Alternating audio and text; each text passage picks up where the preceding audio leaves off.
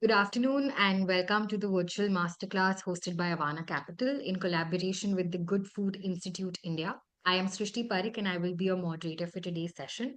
We're hosting today's masterclass as a part of the Avana Startup India Niti Aayog Atal Innovation Mission Grand Challenge for Climate Tech Innovation 2024-2025.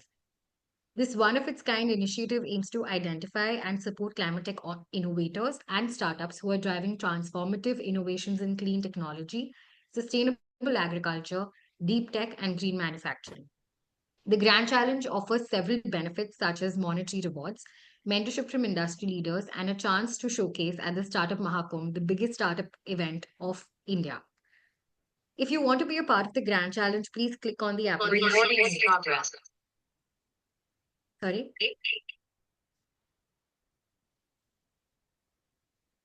Okay, maybe I can just continue.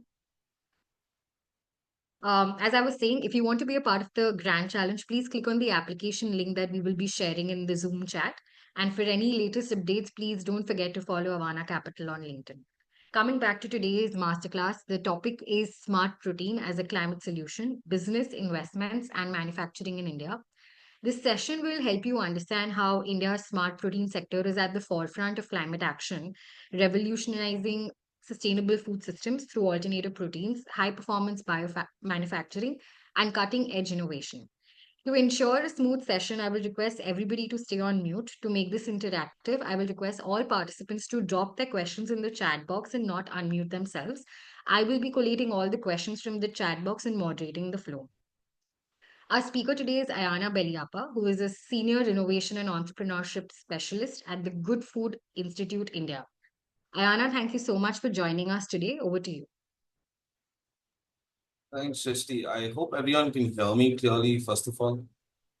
Yes, we can hear you and we can see Great. you. I'm extremely sorry. I've had technical issues, but please at any time, if you cannot hear me, see me, much Srishti for that kind introduction. Very good afternoon to everyone here today. I believe my colleague will share my slides. There we go.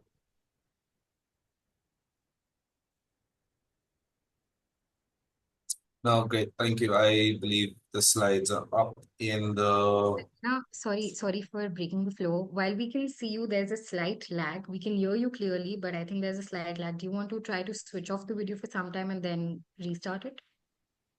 Uh, okay, just give me a second. Yeah.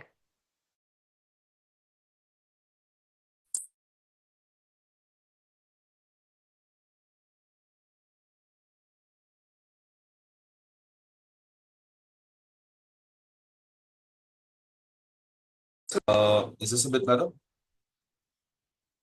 Okay, so maybe we can continue and I can let you know.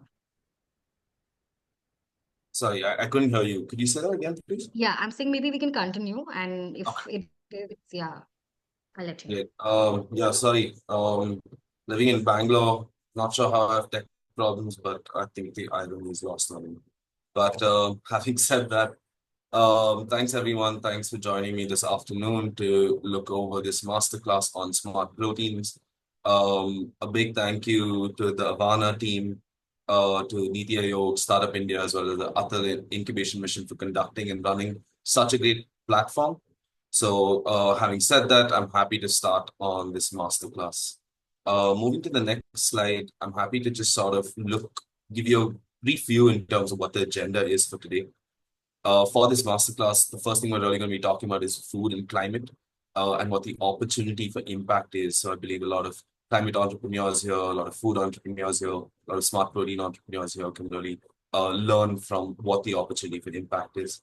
Secondly, we're going to be talking about smart proteins a little bit more detailed in a technical session in terms of what the solution is, what are the ranges of solutions that are offered, as well as how that plays into a climate role, a climate mitigation role. Third, we're going to look at industry, what the smart protein industry in India is, where we stand today, what are the companies that are working there, as well as a lot more in terms of what type of products that are there presently in India. Lastly, I think the major part of this masterclass is going to be talking about roadblocks and roadmaps, where we are in India and what is currently stopping us, as well as what's paving the way forward. So having said that, I'm happy to just kick things off. And before I do that, of course, I do want to talk a little bit about Good Food Institute India. We are a think tank as well as an NGO that's working at accelerating the shift to secure sustainable and a just food system through mainly three areas of work. One is science and tech, which is analyzing, advancing, and funding foundational science of all proteins. We do have a corporate engagement team, which works with a lot of food-based companies. We work with the innovation, which is a lot of startup and early stage entrepreneurs, and all the access points within the entrepreneurial ecosystem. And lastly, we work with policy as well, which is advocating for plant-based policy, cultivated meat policy, as well as accelerating any work with the government in terms of bringing out more investments into this sector. We're a part of a 6, 7 affiliate organization now, with Japan included as well. And that's a little bit about GFI India. So happy to get started. Thanks. I'm also joined by my colleague here, Fatima, who's taking control of the slides, who's already been a key instrument in sort of helping putting this masterclass together. But having said that, to start off with food and time and opportunity for impact. And the real question we always begin with this is, if you go to the next slide, is how do we feed 10 billion people by 2050, right? With the growing population, the entire aspect is how do we feed them sustainably, how do we feed them efficiently, and how do we feed them safely, right? And the current food ecosystem, as you can see in sort of these slides, is almost responsible for 14.5% of greenhouse gas emissions. It's actually a higher share than the entire transport sector as a whole. In terms of feeding it efficiently, how do we use our current resources, especially in terms of agricultural land, in terms of feeding these 10 billion people by 2050? And lastly, how do we talk about safely doing this? If we actually look at, we don't have India-based data, but US-based data, actually, we look at like how much animals in general consume more than 2 times as much as medically important antibiotics as humans do. So these three elements, sustainably, efficiently, and safely, are all factors in which the next new generation of food ecosystem will create. And we need to do this fast. And mainly we need to do this is to fill this gap, that's rightly pointed out here. As the global population increases, we're looking at a 56% food production gap by 2050. And this is something that is at a massive scale. And this is mainly because of more upward mobility, increased urbanization, changing demographic, that we'll have a food gap as big as this to fill by 2050. The 56% food gap is where we need to fill, and this current way we're doing it just doesn't cut it. And I think the slide that's just presented here perfectly sums up what the exact problems are. And if I had to break this slide down, and if you look from the top to bottom, we have about, on the Earth's surface, we have about 70% that's ocean. If you look at the right-hand side, which is 29% land. From 29% land, there's about 76% of that land which is habitable, right? And the rest are glaciers, barren land. Within that 76% of habitable land, but 45% is used for agriculture, right? And here comes the crux. Within 45% of agriculture, which is used for land, 80% of that land is used for livestock, right? So livestock breeding, cattle grazing, etc. Almost all of that is used for agricultural land. And if you look at protein supply, calorie supply, from that, about 80% of the livestock actually produces 38% of meat and dairy, while about 16% of the crops actually make up for 62%. So if you look only at plant-based foods, this gives you a good example of how inefficient the use of the current plant resources are. And if we move on, this is just to show that this increasing gap, or what we need to figure out in terms of filling this calorie gap with the amount of land that we use, is not sustainable. And that global meat demand shows no signs of slowing down. So in terms of some estimate from FAO said that by 2050, the world's population is anticipated to increase by almost 60%, but demand for poultry in the same time will increase by about 120%. And if you look across the slide, for pork, poultry, for eggs in particular, which is a big factor of our nutrition in India, this is also going to increase quite significantly.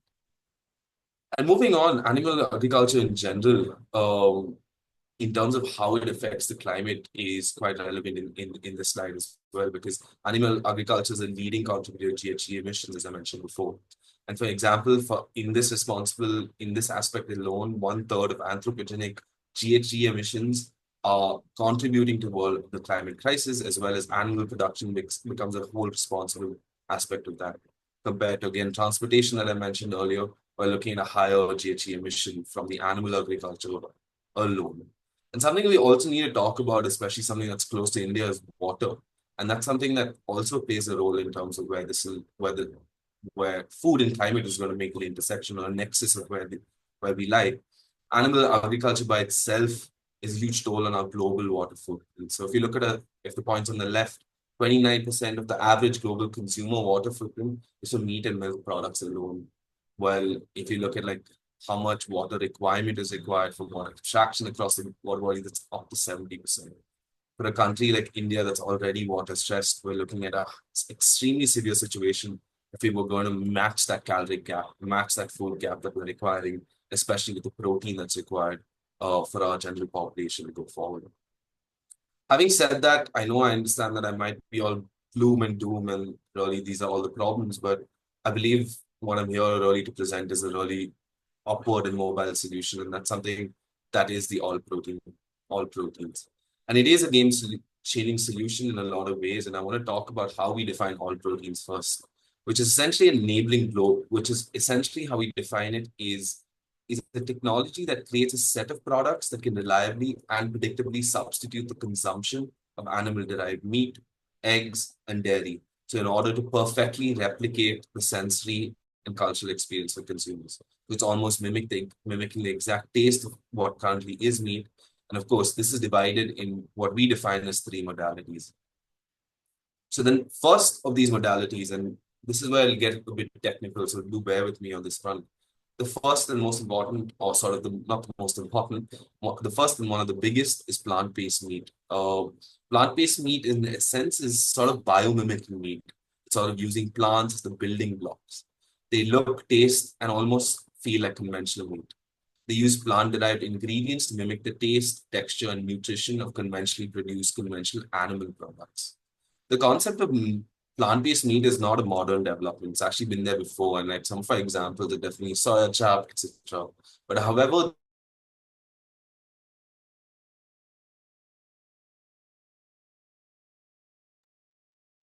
Sorry, Aiyanna, we're not able to hear you.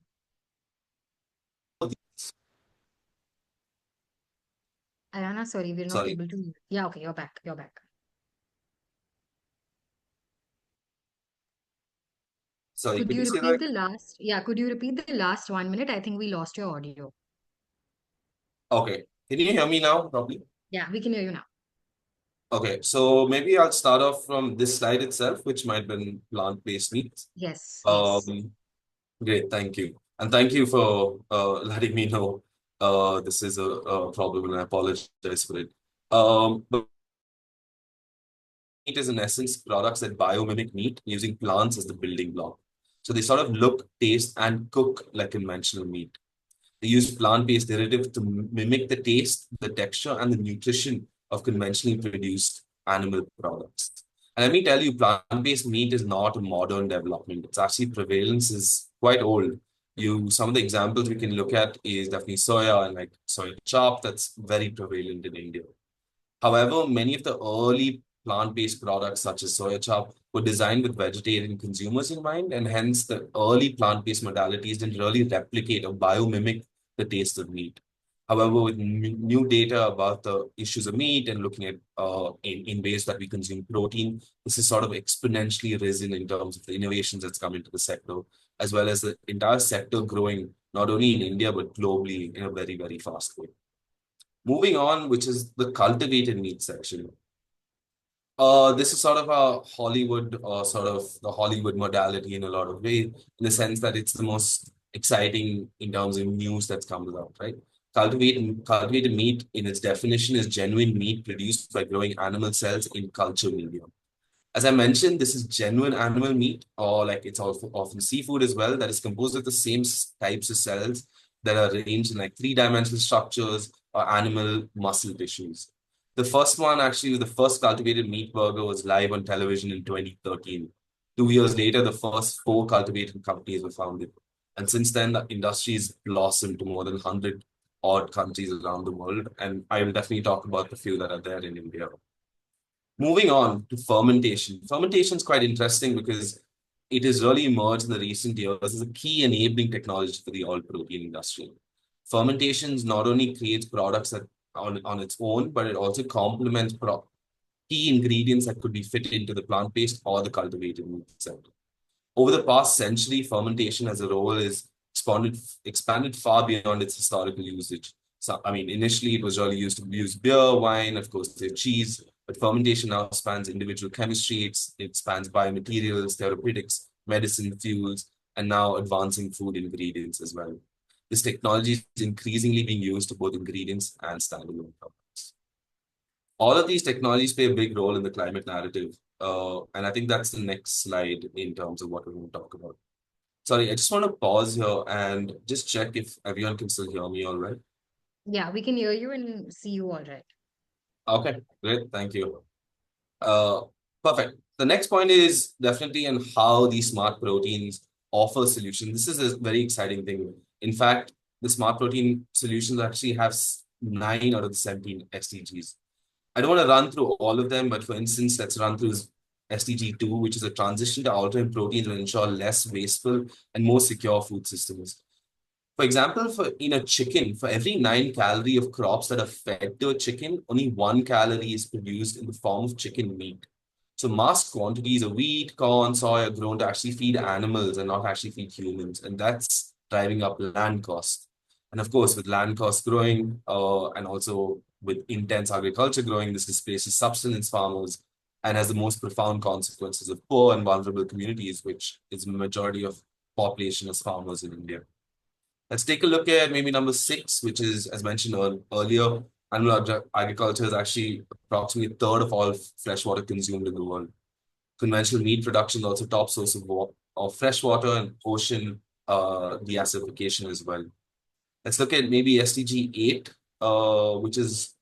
which we already touched upon, but maybe SDG 13, which is something that's sort of relevant to the slides that we're talking about in the sense that transitioning of the global food system to the alternate proteins will create opportunities for farmers, for factory workers, possibly have safer jobs and sustainable and a resilient industry. Alternate protein production uses a variety of different plants beyond soy and corn crops. So this also allows for different indigenous ingredients to be used in production of like large scale smart protein solutions. And that's not it. This technology, compared to its conventional counterparts, also has a lot of benefits. So moving on to the next slide. If you look at this graph in terms of the environmental impacts compared to what plant-based meat is to conventional meat, such as chicken, pork, beef, the numbers are staggering. If you look at land use alone, conventional chicken use 23 times more than what plant-based meat could possibly use. If you look at air pollutions in terms of pork and beef, it's almost 67 to 20 times higher than what plant-based meat would be. And there's a comparison to cultivated meat as well. And actually, a lot of these talks over the last few years, and especially being in the environmental space, has been on air pollution and greenhouse gas emissions. And I want to dig into that a little bit more. So if you look into the next slide, the base case scenario for all proteins, if it has an 8% market share, is as good as decarbonizing the entire aviation chain. If you look at upside cases of 15% market share in a total addressable market, these numbers are huge. As for maybe entrepreneurs or investors in this room, the value of emissions avoided is upwards of $484 billion, which is almost roughly the GDP of Norway. And thus, this sort of concludes in a lot of ways the potential and the impact of smart proteins. And next, I think now that we've known what the impact as well as the science and now the aspect of it, I'd love to give you a good industry snapshot of what's happening in India right now. Thanks, Fatima. So this sort of gives you an entire current landscape of India right now. I would request my colleague Fatima to drop a link, which will give you a broader share of what are the types of companies that are there in India. That's a live document that all of you are available to see. But if you would divide this into focus areas as similar to global counterparts, plant-based companies are at a higher share. We do have cultivated and fermentation following closely behind it. And interestingly, if you look into product category, one of the biggest product categories in India is dairy, which is quite interesting in terms of another form of dairy, given that traditional forms of dairy is already a highly consuming product in India. You also look at eggs and meat as following closely behind, but there's an opportunity for ingredients as all ingredient players as well in the all protein sector, which comprises about 16.8% of the product categories, all companies that are working in India. Let's dig a little bit more into these numbers. So if you jump into plant-based alone, um, thank you, Padma. This is actually a small snippet of all the companies that work. Of course, there are much more that are not represented here, but across the board, there are about 545 product categories. There are about 77 formats, there are about 80 smart protein brands in general, working in both meat, eggs, and dairy. Some of the top product formats are ice cream, cheese, oat milk, almond milk, burger patties, curries, etc. This is by far the most popular modality, and in fact, you might see it in your local. You'll definitely see it on Amazon, but some of them also have it in their local kirana shops, where you can go and buy these products off the shelves. Now, this is definitely an interesting area, and it is a growing area. But I'm happy to move on to the next slide, which talks about fermentation as a technology as well. Fermentation, as I said before, is interesting given its versatility, but because it creates protein by itself, but also can be used across both the modalities. It's although not represented clearly here on this figure, the total investment amount in fermentation is close to $4.3 billion since 2015. However, the truth of the matter is that it's a very small number given its significant potential to what it can be. In terms of numbers of companies that we have here, about 9 of them across India, 4 of them are represented here on the screen, but they're definitely a growing sector. And especially for India, it makes a lot of sense given our biotechnology and bioprocessing industries that are already set up in India, which can be leveraged to produce the food grade inputs for smart protein products in general. Moving on in terms of the last modality, which is definitely the cultivated meats space. This is a hugely growing space in general, but much more nascent than the plant-based and the fermentation space. A small sample of companies that are represented here, but there are more of them are starting to pop up since 2022, 2023. And it's a really truly an exciting space to be in. Investments in this space alone cost $226 million around the world, but again, far lower than plant-based and fermentation. So what's stopping India and the world to take this on full steam? There are, but there are definitely roadblocks, which I'm going to talk about next, but there's also a roadmap, which I'm happy to delve into following up. And one of the first and biggest things is definitely private investments. Uh, if you look across the scale, like more mature ecosystems like the US and Israel have had investments growing steadily over the years. It might not be enough for a problem of this scale, but this is definitely a way ahead in terms of where India is currently. Awareness about the sector has always been struggling. It's a multifaceted potential, is something that needs to be brought into more light.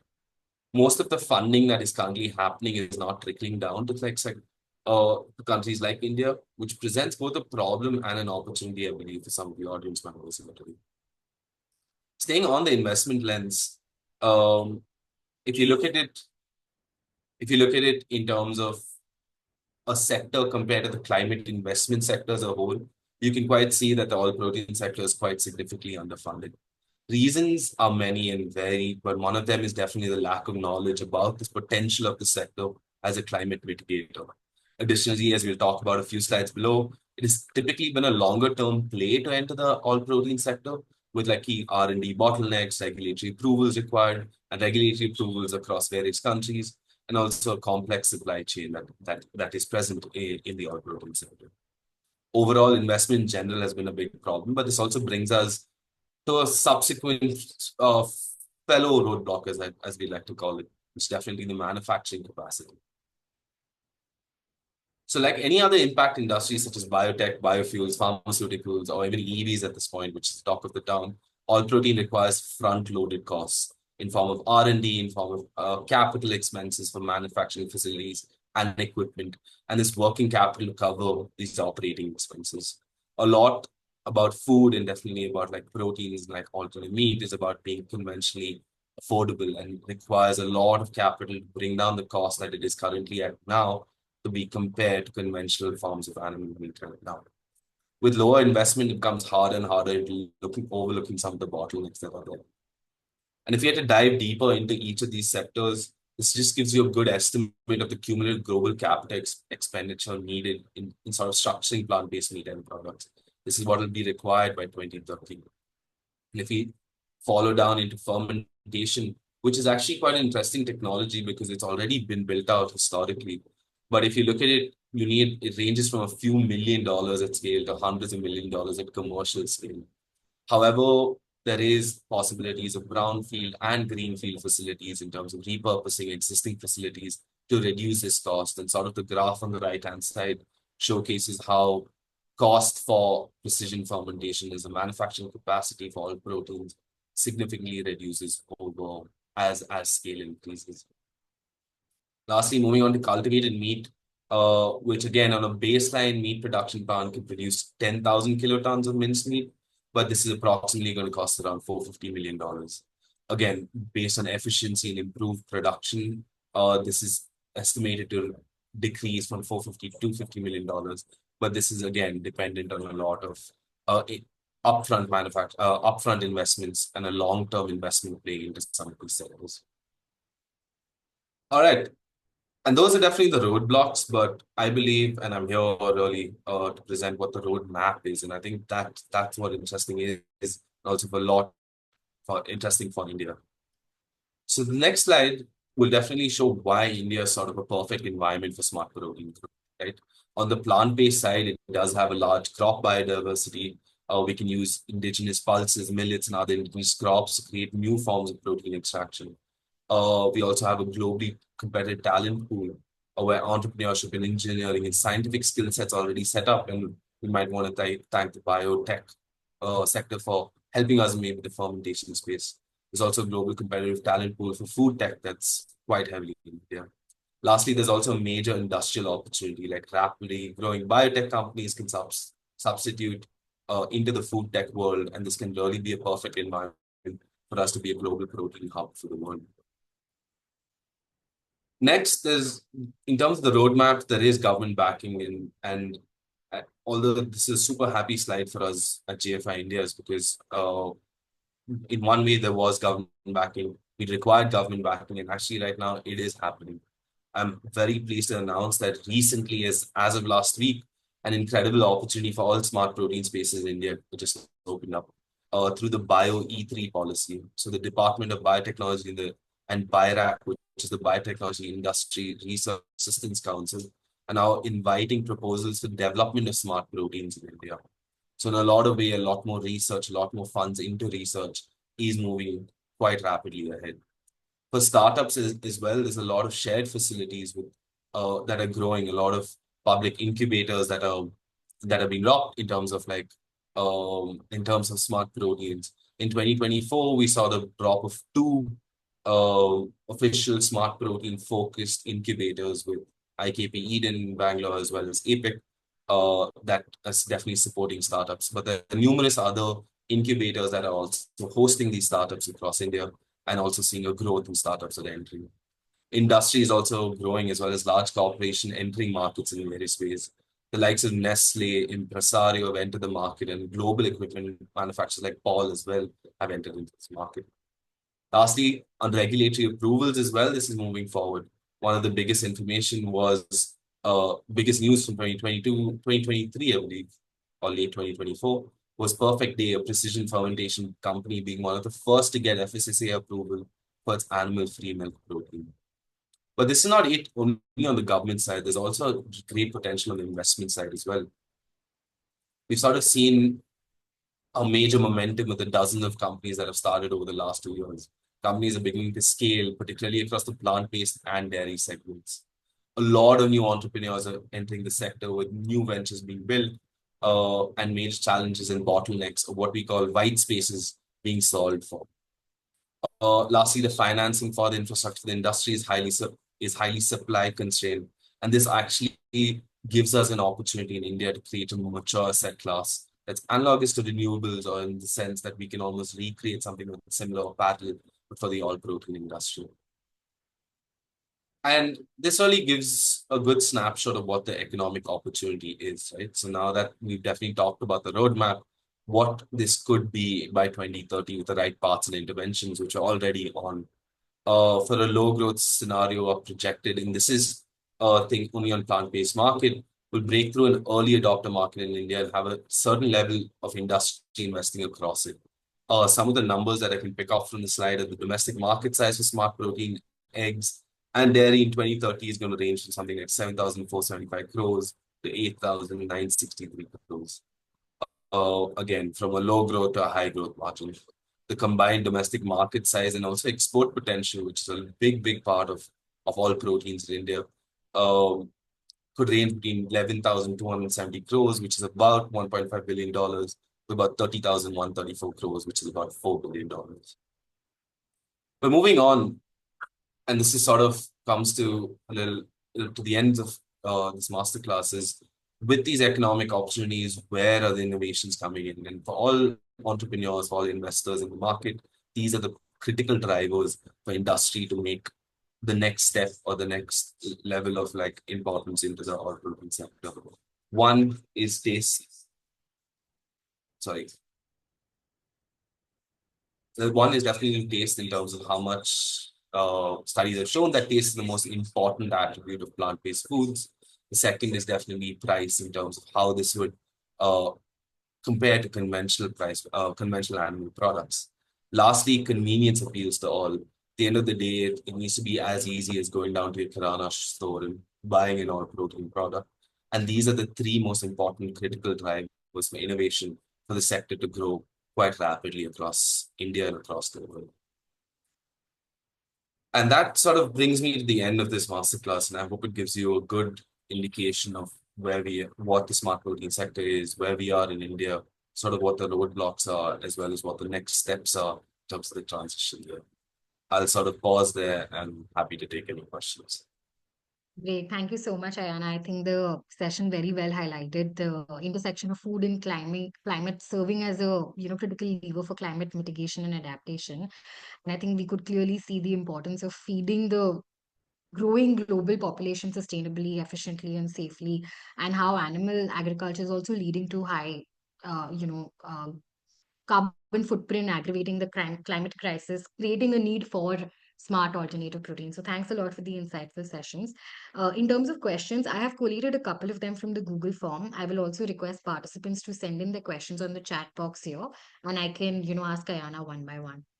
So I think the first question is, what role does the circular economy play in food startups, particularly in the smart protein industry?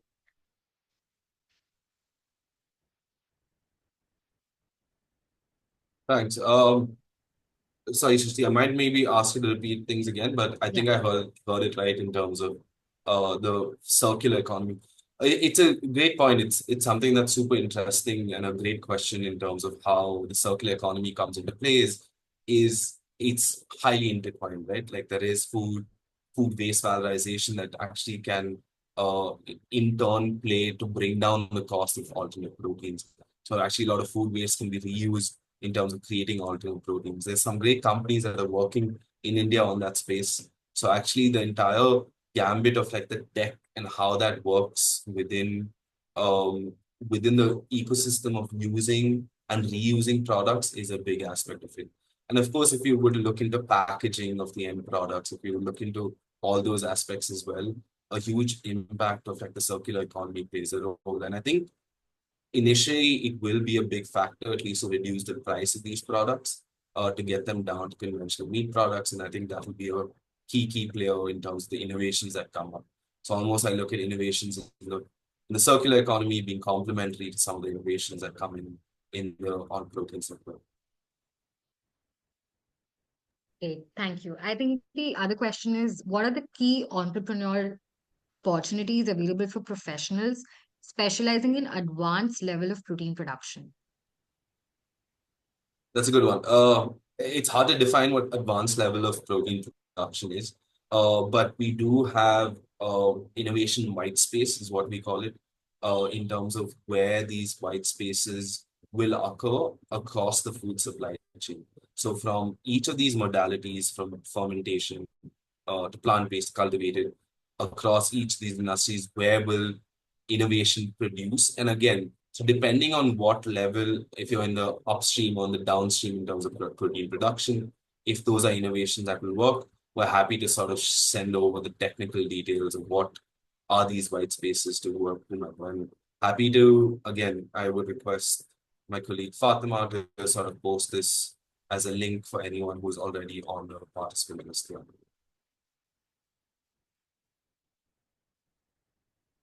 I think she's shared the link. I think this is an interesting question. Can smart proteins be used for animal feed? If so, what are the potential benefits and challenges? Oh, thanks. So for us at GFI India, we feel that doesn't at the end of the day reach our goals, right? I mean, if you where our entire aspect is sort of to replace to have almost a similar product as meat, and if these all protein products are there to feed animal products or sort of increase the amount of protein that we need to get from them, it sort of defeats the purpose of what our entire global mission is to do.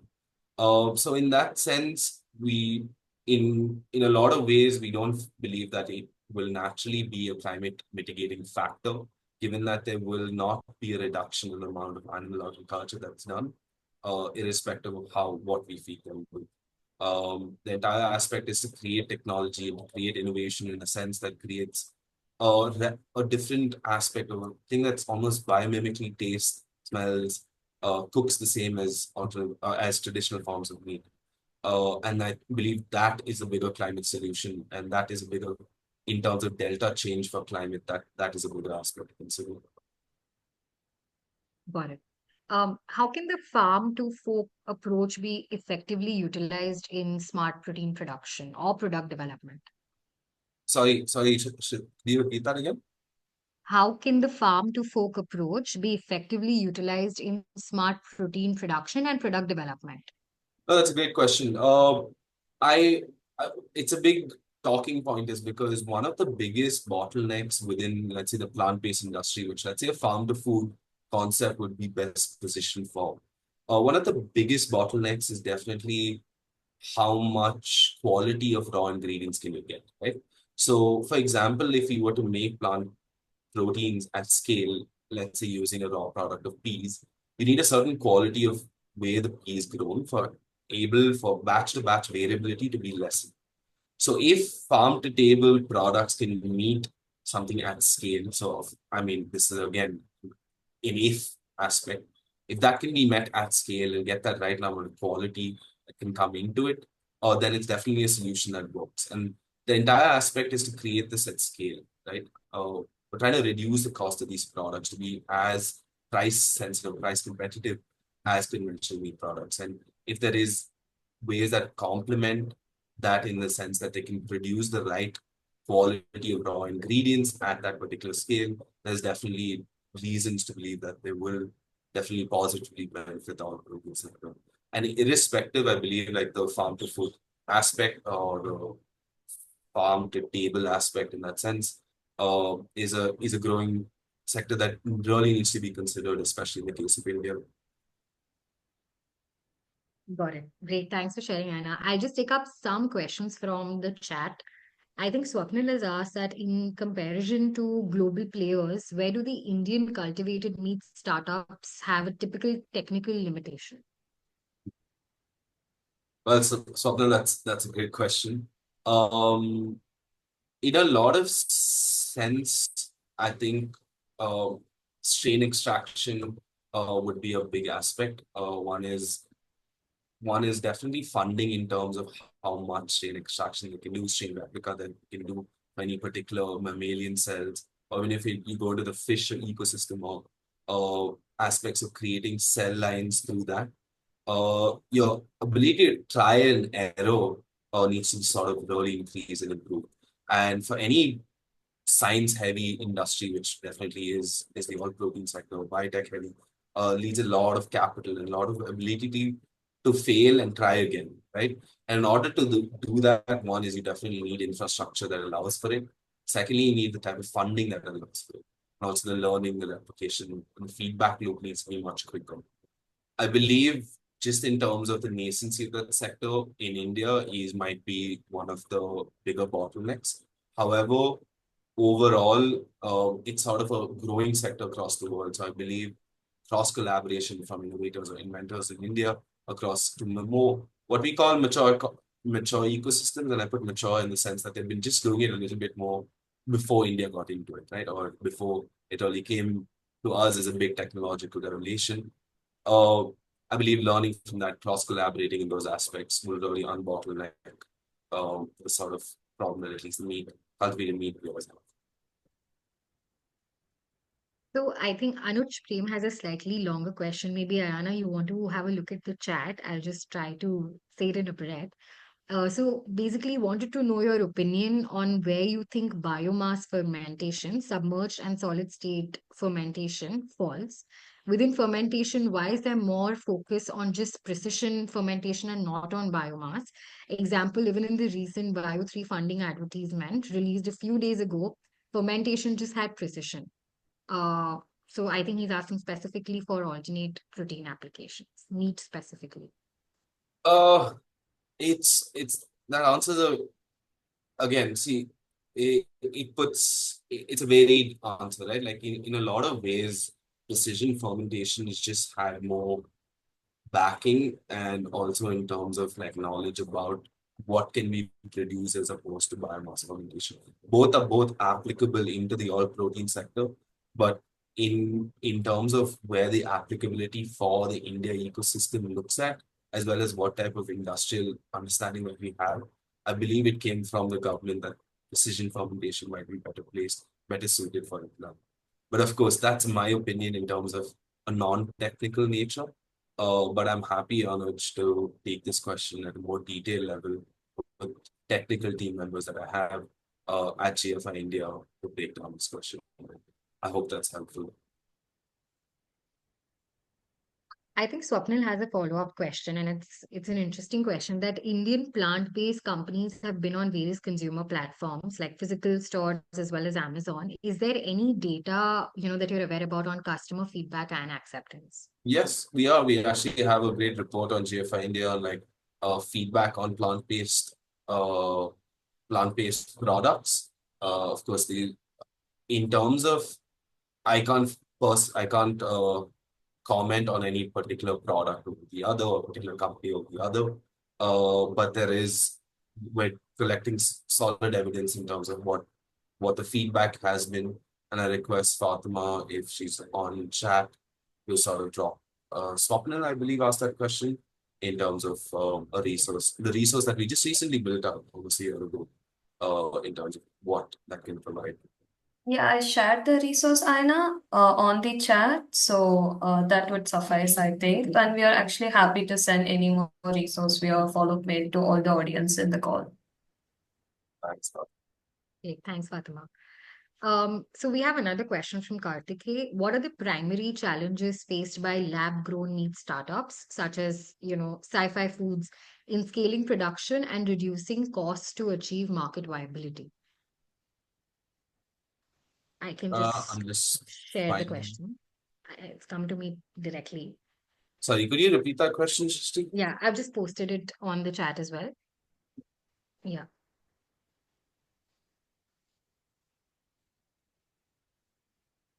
What are the primary challenges faced by library? Oh, great one. One of the definite ones is as I said, strain production, like being able to create strains or at least replicate cells in a manner that's sustainable.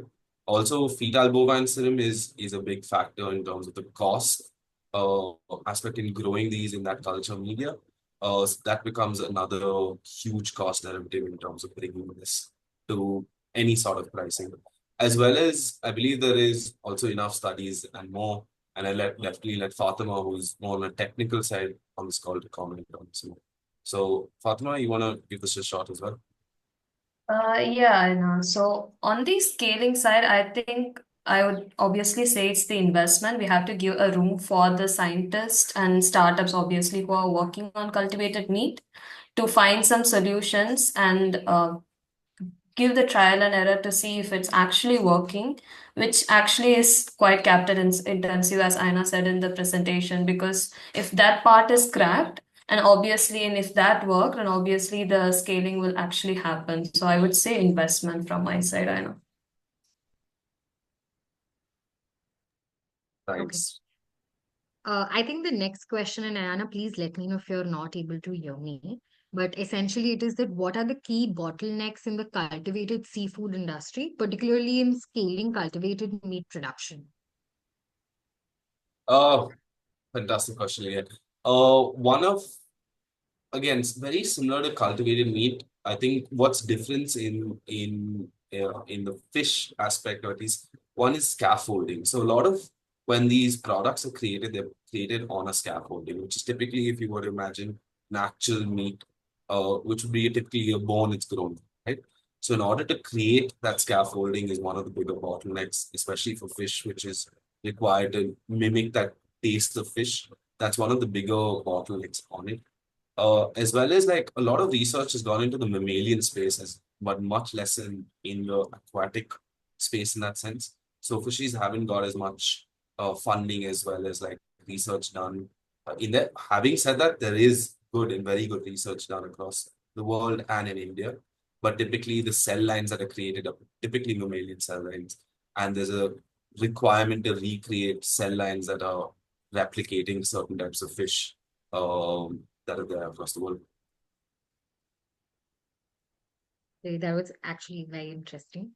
I'm just posting another question. It's a little longish. As biomanufacturing and alternative protein scale up, how can the industry balance between centralized high-tech production hubs and more decentralized localized food systems? Could a heavy reliance on industrial scale facilities create new vulnerabilities in food security? What role do regional and community driven approaches play in making the system more resilient? Wow. Okay. Multiple layers. Okay, let's look at the pros and cons of both, right? One is centralized and the other is localized. Definitely, centralized, the pros are better supply chains, especially in the plant-based sides. And I'm assuming this question is definitely towards the plant-based aspect because it's talking about community-driven approaches. It's talking about making systems more resilient. So on the centralized aspect, the pros are definitely more secure supply chains. And I alluded to this before. On the plant-based side, there's a big aspect of batch-to-batch variability in terms of creating this protein. So having your raw ingredients coming at a certain quality across the season, across years, is something that's super important. And that's the pros of maybe having a highly centralized level. And again, the negative for a localized food system was it would be a struggle to be able to match that scale and match at that level that we require it for it to be almost uh, essentially the plant-based sector needs to be at a certain scale for it to be at a price that matters in terms of conventional animal products. So in a lot of sense, that's the problem with the localized supply chain.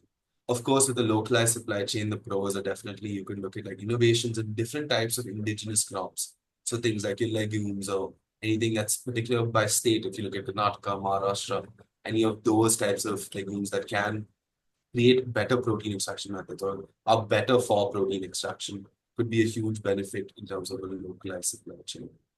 And to answer the second question in terms of what role do regional community-driven approaches play in making the system more resilient?